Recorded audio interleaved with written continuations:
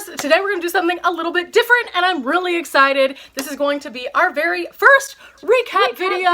That's right, we're going to be doing something a little bit different going forward on the travel channel instead of just pre-packaging one episode about the park or maybe 2 or 3. I wanted to come back and take this time after each park to share with you a special little moment in time. That's right, you and I, we're about to have a moment. During these little moments that we're going to share, I'm going to share with you the things I wish I would have known before I went to the park. I think this is so important because if you're at home planning your own trip, this is something that is going to add a lot of value to that planning process. So without further ado, let's get started, and I'm going to start you off with today's exciting adventure recap, Wind Cave. Ooh. These are 5 things that I wish I would have known before I went to Wind Cave.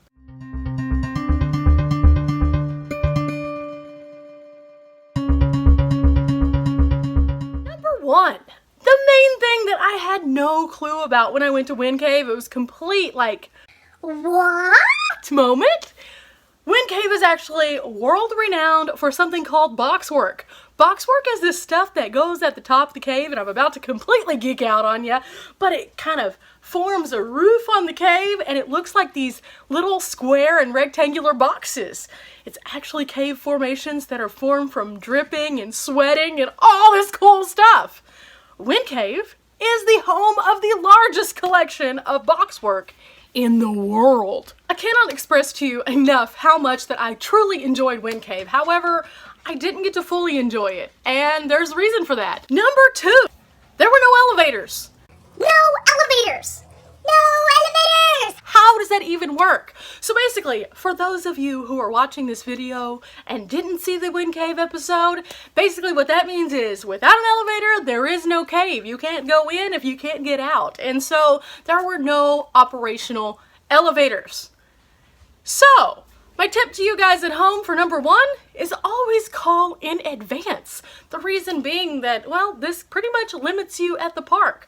There's this great outdoor space, but you can't actually go into the cave without an elevator. Right alongside that, that kind of means that you can't go on tours. The only way you can go into the cave is through the elevator. The only way that you can go into the cave is through a tour, and, well, without the elevator, there are no tours. So, yeah, no cave, no tours, no fun. Number 3, pets are actually welcome here.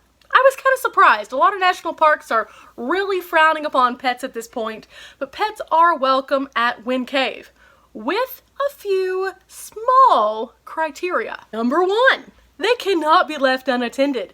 They like Fido just as much as you do, and they want to keep your little dog or cat alive. That means you can't leave it in your car.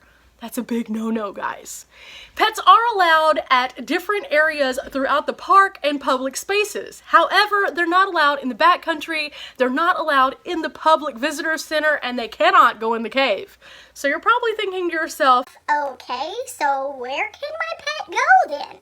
Simple. There's tons of other public spaces, including a campground, lots of hiking trails that aren't backcountry, things like that for your pet. So what happens if you're planning on going into the backcountry and, well, you can't leave your pet unattended?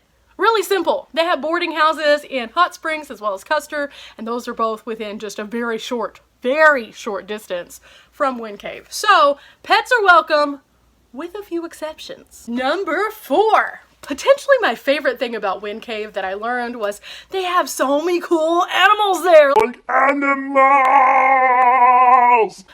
I was so excited. They have prairie dogs, they have bison, you can get super close to all of them. They also have elk and things like that. You just want to make sure you're not too close, if that makes sense. For example, if you start going near prairie dogs, they're going to warn one another. They're going to go, and you're not going to see many more prairie dogs. Bison, on the other hand, aren't going to warn one another. They're just going to run, and they're very fast, guys. Like, very, very fast. Like, scary fast. Same thing with elk. They'll run. During mating season especially, it's going to get a little sketchy for you, so they do recommend at least 25 yards of distance. Now, this can't always be prevented because, especially with the bison, they just kind of roam across the road whenever they feel fit. So just be on your guard. Use your eyes. don't go too fast. Okay, number 5, I saved this one for last because it is my absolute favorite thing that I really wish I would have known before going to Wind Cave. Here we go, guys. Drum roll, please. It is proximity. That's right. Proximity is a huge thing with Wind Cave. You can access so many other sites just within a very tiny little short drive. Like we're talking about like tiny kind of drive. So I came through Hot Springs to get to Wind Cave, only to realize it was only about 10 minutes out to Wind Cave. Hot Springs is this really cool, quirky town. It has some old vibes and feel. There's a really neat like museum there. I just really liked the community itself and thought it was really nice. It reminded me a lot of like Hot Springs, Arkansas, kind of. Weird. And then I noticed as I left Wind Cave, I could go to Jewel Cave and Custer State Park, again, within only a short driving distance. We're talking maybe 15 minutes? Yeah, okay, so that's super close, right? That's a full day of fun, all in its own. But wait, we're not done yet. No, just up the road a little bit further, is Keystone and Mount Rushmore. Keystone is one of the coolest little towns, and mind you, it's a little packed, but it is the gateway to Mount Rushmore. Mount Rushmore! Yeah.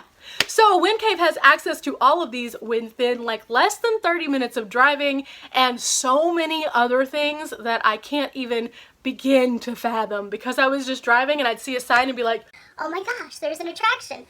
Oh my gosh, there's an attraction. I had no idea South Dakota had so many things like right there.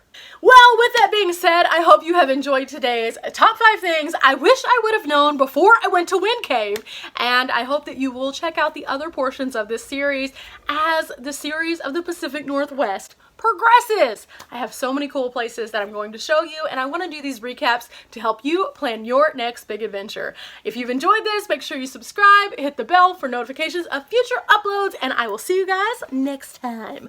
Bye!